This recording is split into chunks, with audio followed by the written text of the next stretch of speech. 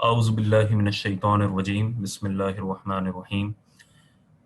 Welcome to lecture number 1 in the fiqh of Taharat. Today we'll be covering Wudu, reasoning and obligations. So Wudu is a primary part of the Taharat in Islam, and it's often the first chapter in all of the books of fiqh. So following the same trend, we'll be covering Wudu.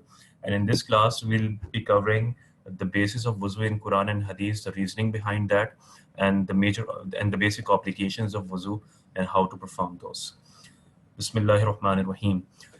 The mention of wuzu in Quran, Allah subhanahu wa ta'ala says, Ya ayyuhalladhina amanu, idha kumtum ila salati, faghsilu wujuhakum wa aydiyakum ila al-marafiqi, wamsahu bi ru'usikum wa arjulakum ila al-ka'bayn. Ya ayyuhalladhina amanu, O believers. Idha kumtum ila salat, when you intend to perform namaz, faghsilu wujuhakum, then wash your faces. وَأَيْدِيَكُمْ إِلَى الْمَرَافِقِ, and your hands up to your elbows. وَامْسَحُوا بِرُؤُوسِكُمْ, and make masah of your heads. وَأَرْجُلَكُمْ إِلَى الْكَعْبَيْنِ, and wash your feet up to your ankles. So there are 4 obligations in wuzu as stated in Quran. The first is to wash your faces. The second is to wash your hands up to your elbows. The third obligation is to make masah of your head, and the fourth is to wash your feet up to your ankles. 4 obligations. Keep this in mind, and we'll cover them in detail in upcoming slides. Now, there are dozens of hadiths regarding wuzu. I'll be covering only 3 of them here. I've selected some of them for these slides. Number 1 is Imam Bukhari and Imam Muslim report from Hazrat Abu Huraira radiyallahu ta'ala anhu that Rasulullah sallallahu alayhi wasallam said, my ummah will be summoned on the day of Qiyamah in a condition whereby their faces, hands and feet will be glowing from the traces of wuzu. Thus, whosoever of you has ability to do so should increase this glow, which means the more you do wuzu, the more you have the traces of wuzu, that would basically increase your glow on the day of Qiyamah.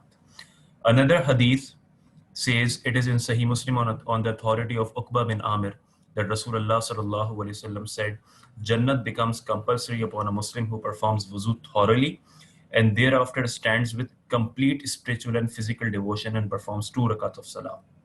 Which means that a 2 rakat salah in your life, if you do that with complete devotion, first you do a thorough wuzu, and then you perform that with complete devotion, will make Jannat compulsory for you. Similarly, another hadith Pak says that it is in Muslim on authority of Amirul Mu'mineen Farooq Azam Hazrat Umar Khattab radiyallahu ta'ala anhu that Rasulullah sallallahu alaihi wasallam said, when anyone from amongst you performs wuzu thoroughly and then recites, Ashhadu an la ilaha illallah wahdahu la sharika lah wa ashhadu anna Muhammadan abduhu wa rasuluh, so all 8 doors of paradise shall be opened unto him, and he may enter it through which door he wishes. There is another hadith Pak that Dar Qutni and Bahiki have reported in their Sunan from Hazrat Abdullah ibn Masud radiyallahu ta'ala anhu that Rasulullah sallallahu alayhi wasallam said, the body of one who pronounces Bismillah before performing wuzu has become purified from head to toe, and as for the one who performed his wuzu without proclaiming Bismillah, then only those parts of his body have been purified over which he poured water. So Bismillah brings the effect that even though you pour water over only certain parts during wuzu, but it means that your complete body has been purified. So why and when do we need to do wuzu? Why exactly do we need to do wuzu? The first part that we have already covered is that it is an obligation first from Allah subhanahu wa ta'ala. It's a direct commandment in Quran that whenever you intend to perform namaz, wash over these parts and do masah over your head.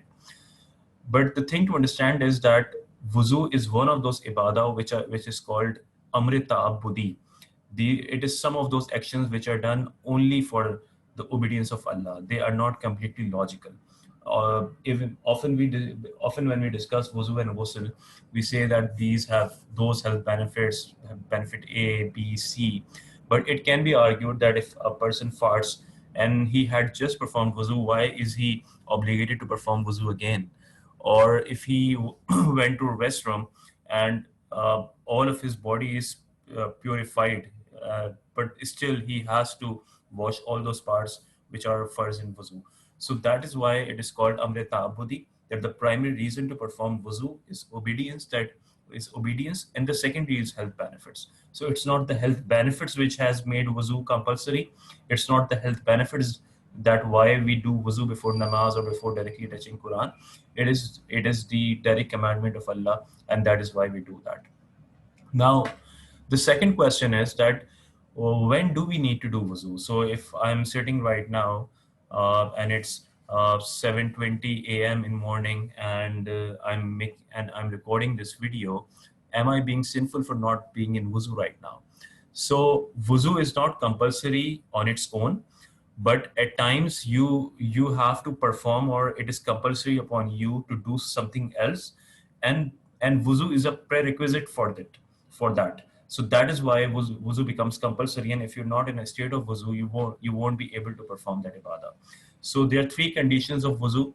The first is that sometimes it is compulsory first when it is a prerequisite for something. So if you have to perform namaz, it is a prerequisite to have to do wuzu. If you have to perform sajda tilawa, sajda shukr, it is compulsory to do wuzu before that. And if you want to directly hold Quran, it is compulsory to do wuzu. I'll cover this directly holding Quran just in a while. The second condition is that compulsory, it is wajib. Farz and wajib are similar in terms of amal, in terms of doing something. They differ in the basis on or how they have been interpreted or how they derive.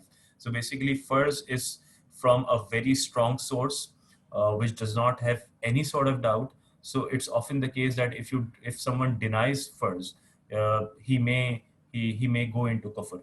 But wajib is a little weaker source than as compared to the farz. So that is why denying a wajib may not take you into kufr. But with the point of view of doing something, farz and wajib are the same. So it's compulsory wajib for tawaf-e-Kaaba. You cannot perform tawaf-e-Kaaba without that. And the third is sunnah. So for example, doing wuzu before sleeping is sunnah. Being in a state of wuzu all day is sunnah. So that is where doing wuzu is sunnah. So let's come to directly holding Quran. Now, Quran, when I say directly holding Quran, it's compulsory to do wuzu before directly holding Quran. That means the Quran in the form of book. So if you are reading Quran on tablet, there is a difference of opinion among the scholars. Some of them say that even if you're directly touching, okay, if the Quran is open on your tablet, there is no issue with holding your tablet without wuzu, right? It's not the Quranic book, right? Now you're holding your tablet and you're also touching the Quranic alphabets on your screen on the tablet. Now there is a difference of opinion among the scholars. Some of them say that it's similar to how you are touching the actual printed Quranic book, and this would be sinful. You're not allowed to do that. But the other opinion is that in Quranic book, it is written and it has been printed, and you can directly touch what has been printed. But in digital, you are only touching the screen, and it's basically the internal technology which is glowing in a combination which makes those alphabets. So there's a difference of opinion, but majority scholars say that it is allowed to read Quran on tablet. And do remember that it is compulsory to do wuzu for directly holding Quran. So if you are in a state of ghusl, you can still recite Quran. So the second point here is reciting memorized Quran. If you have some Quran memorized, you can of course read it out because you're not directly touching Quran. You're actually reading out the memorized Quran, and that is allowed even without the state of wuzu. Similarly, reading without touching the book. So for example, you have a big printed Quran at your home and it's open on your table and you're standing far away, and then you can directly see the Quran, then still it is valid that you can, without touching the book, you can read the Quran. So now what about the places like, for example, you put your Quranic book in a plastic, and then you're holding that plastic. So the thing to understand is that the concept of dress in Islam. So whenever a cloth or a cover is attached to something which is sort of a part of it. So if the Quran has a cloth, or if a Quran has a printed cover, a printed hardcover attached to it, so that is a part of the Quran. So if you're holding it without wuzu, that is like holding that Quran. But for example, if you use an external cloth or external plastic or something to hold that Quran without wuzu, now you're not directly holding Quran. Instead, you are using an external thing to hold Quran, and that is where scholars have allowed that even if you're not in a state of wuzu, you can hold Quran to move to. For example, it's placed on your table and you want to move it to shelf, then you can use it. Similarly, if, for example, a woman uses her own dress, or a man is wearing a shalwar kameez and he uses his shirt to hold that Quran, now that would be wrong, because shirt is a part of this person, and this person is not in a state of wuzu. So it has to be ensured that the thing that you use to hold Quran is not part of your own dress. It's not attached to yourself. It's not fixed or attached to the Quran, but it's an external thing, and that is where it is allowed to hold Quran without in a state of wuzu. So now we come to the obligations first of wuzu. Uh, the first first is, of course, we have just revised from the Quran to wash the complete face, to wash both the hands including the elbows, to make Masah of the head. Masa means pass wet hands over the head. So washing means that you pour water, and that water goes to the complete part of that body. Masa means is to pass wet hands over the head. So for example, your hand is wet from the water, and then you only pass that wet hand from the over your head, then that is basically the masa. And the fourth is to wash both feet including the ankles. So we'll cover them, each of them, in detail. The important part to remember is the washing of a part. So when we say that something needs to be washed, so three parts needs to be washed, and one is masa. What does washing mean in Islam? The washing of a part or limb means that at least a minimum of 2 drops of water should pass over every part of that limb.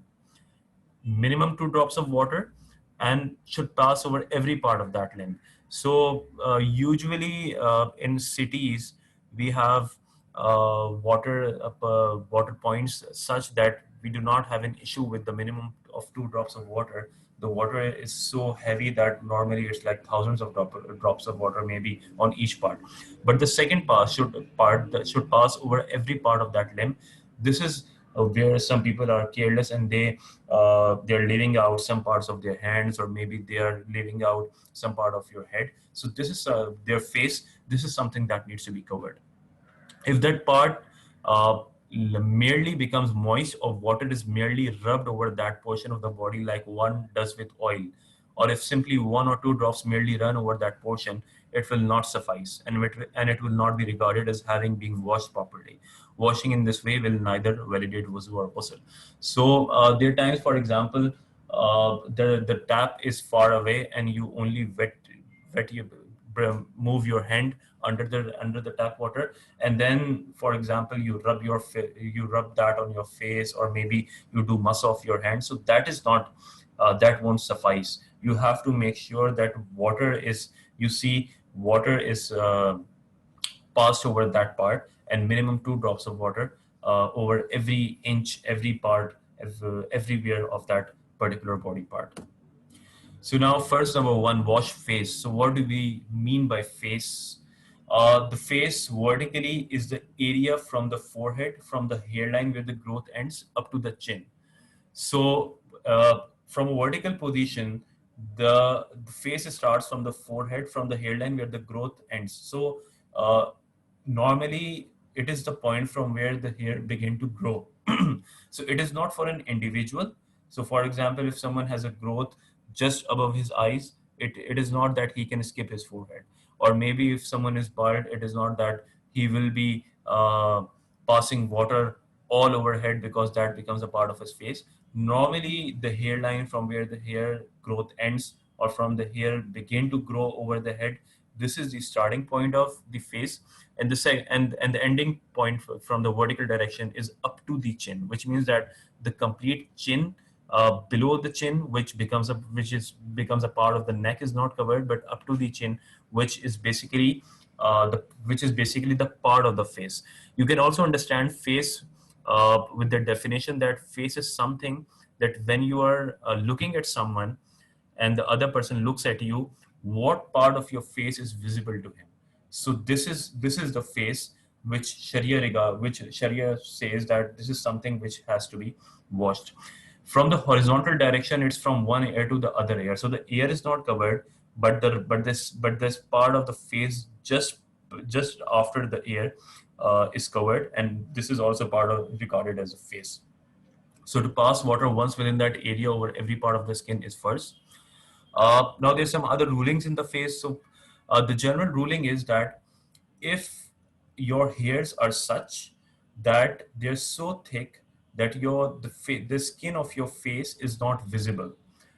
Now, this means that those hairs are actually your face, and the skin under that hairs is not your face. So only those hairs need to be washed, or water should be passed over those hairs.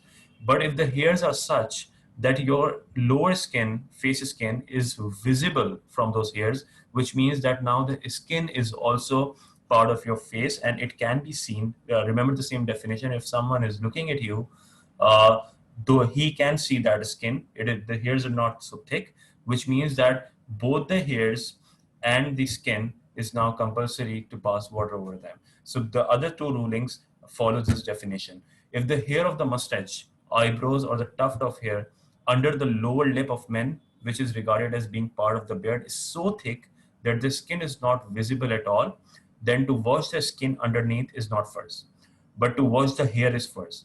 And if the hair in those areas is not thick, then it is first to also wash the skin. So it is the same ruling that if the hair are thick, then hair is actually what can be seen by someone else, and it is part of your face, and you only have to wash the hair. You do not have to completely pass water from the hairs to the skin beneath it. But if the skin can be seen and the hair is not so thick, then it is compulsory to wash that skin as well. Similarly, third point, it is also first to wash the skin under the beard. If the beard hair is not too thick, however, if the beard is very thick, then it is first to wash the area which, when the hanging part of the beard is pressed against the throat, falls within the area of the face. So the first part is the same ruling that we just discussed, but the second part is that the hairs of the beard that actually fall within the boundary of your face, which means that if you basically press your beard against your face, all of that area which is basically part of your face is falls into the boundary of your face, is actually your face, and you have to wash that.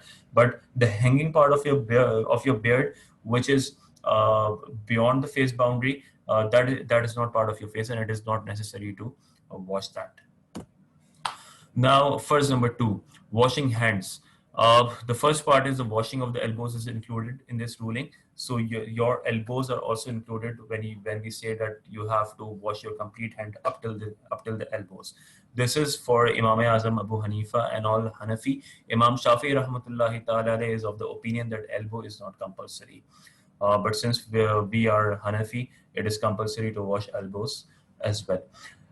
The other thing to remember is that you have to make sure that water is passed over every part of your hand. We will be covering that part some in other lecture, that when you have a bandage, what you're going to do. But now we are talking, for example, someone have a jewelry over her hand. So it can be a thick ring, it can be a bracelet, a bangle. So the ruling is the first part. If the jewelry is so loose that water easily passes under the skin without any movement or without shaking it, it is fine. If the jewelry is such that in order to pass water underneath it, you have to shake it, then it is compulsory to move it a bit and shake it. So that was the second part. And the third part is that if the jewelry is so tough or it's so hard that even if you move it, the water does not pass underneath it, then it is compulsory to remove it, wash your hand, and then to put it again if you want to. So there are three things. Number one, if the jewel on your hand or any other part, some band that you're wearing is such that even if you do not shake it, the water easily passes underneath it, it is fine, nothing compulsory. If it is such that you have to move or shake them for water to pass underneath it, then it is compulsory to move or shake it. And if it is so tight that the water won't pass underneath it unless you remove it, then it is compulsory to remove it. This is something to remember. Now, first, number three, Masah over quarter head. So remember that washing your face complete is compulsory. Washing your hands up, including elbows, is compulsory. Now, Masah is not compulsory for complete head. In Fiqh Hanafi, for Imam Azam Abu Hanifa, Masah over quarter head is compulsory. So it's necessary that the hands are wet either directly by using fresh water or by washing other parts of body. So, for example, it was when you were doing wuzu, it was very hot, and now you brought your hands under the tap water, and then you felt very hot, so you basically passed your hands over your hands or maybe your chest, and then you did masa. So this masa won't be valid because your hands have already lost that wetness to some other part. So it is compulsory that when you begin to do masa over your head, either you just brought your hands directly from the fresh water, or you have been washing other parts under the tap water, and your hands have that wetness which can be used for that masa. So the second part is the same. Once masa has been done, the same wetness cannot be used to do this masa again.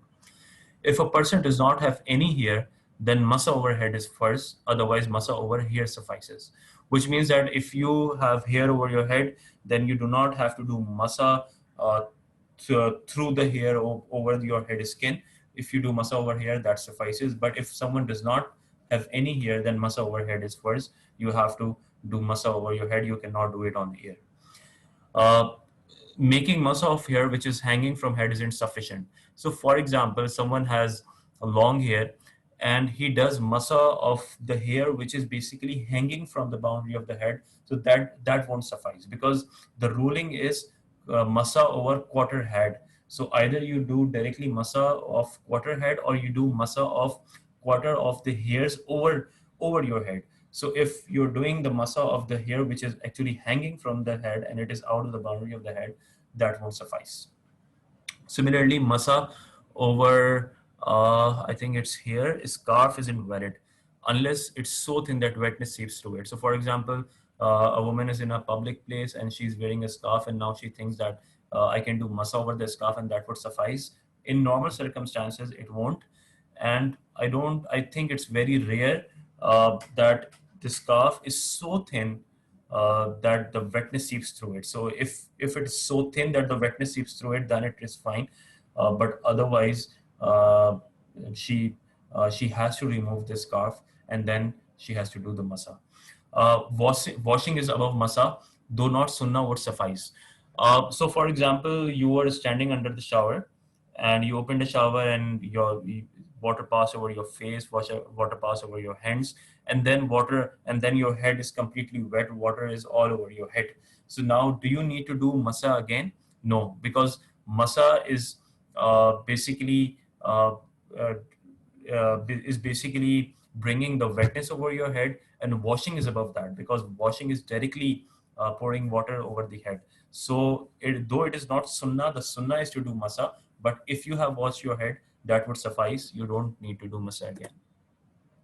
The last phase of wuzu is washing of both feet. This includes ankles, just like the hands include elbows. The feet includes ankles. Ankles are part of that. Rules regarding foot bracelets and rings, it is the same. It is the same ruling as hands. So if you are wearing a bracelet in your feet that is so loose that the water passes underneath, no issues. If it is such that you will need to move or shake it, and only then water will pass through it, it is compulsory to move or shake it. And if it is so tight that unless you remove it, the water won't pass, so it is compulsory to remove them. The third is, it is first to wash between the toes, the sides of the toes, the soles of the feet, the heels, the ankles, and the area behind the ankle and above the heel. So this is to specify that when we say feet, it includes all of the sides. Between the toes, the sides of the toes, the soles of the feet, the heels, the ankles, and the area behind the ankle and above the heel, all of these things are included. So we did not talk about intention, right? We said that there are 4 obligations in wuzu, but we didn't say that intending or niyyat is necessary before wuzu. So is it so? Because niyyat, intention, is necessary in tayammum. So for example, you were at a farmhouse and your cousin pushed you and you fell into the swimming pool, and the swimming pool is so big that you were completely wet, and all of the parts which are obligatory to wash in wuzu are now completely wet. And now, can you go and perform namaz? So the answer is yes, because Allah subhanahu wa ta'ala says in Quran, وَأَنزَلْنَا مِنَ السَّمَاءِ مَاءً طَهُورًا, and it is He who sent the winds giving glad tidings before His mercy, and we send down purifying water from the sky. So the ma'an tahura, the purifying water from the sky, the scholars have derived that the water in itself is purifying. Whenever you use water, it will purify your body. It is not something which we get only after we make niyyah of that. So the conclusion is that even if you do not intend, for example, you did not intend to do wuzu, you were under the shower, and then you came out and now you want to offer prayer, is it compulsory to do wuzu again? Yes, it is sunnah to do proper wuzu, but it is not compulsory. If all of those parts which are compulsory to wash in wuzu are now wet and have been washed, it is not compulsory, because you use water and water is purifying. It is its own intrinsic attribute that it always purifies whenever used. So the conclusion is that when you go with the intention, you get the reward and sawab of doing wuzu. So you get the sawab of doing wuzu only when you have the intention to do wuzu, but without intention, you are now in a state of wuzu, but you do not get reward for doing wuzu because you did not have the intention to do so. So in the next lecture, we will be covering what breaks wuzu. So we have covered the basis of wuzu in Quran and Hadith. We have covered the obligations of wuzu, and we have covered in detail what washing each part means, and then we covered the niyyah. Now in the next lecture, we'll be covering what actually breaks wuzu. So when you are in a state of wuzu, what are some of the things which will basically bring you out of the state of wuzu, and you will need to do wuzu again. So in the next lecture, we'll cover all those things. So please stay tuned and do watch the next lecture. Thank you.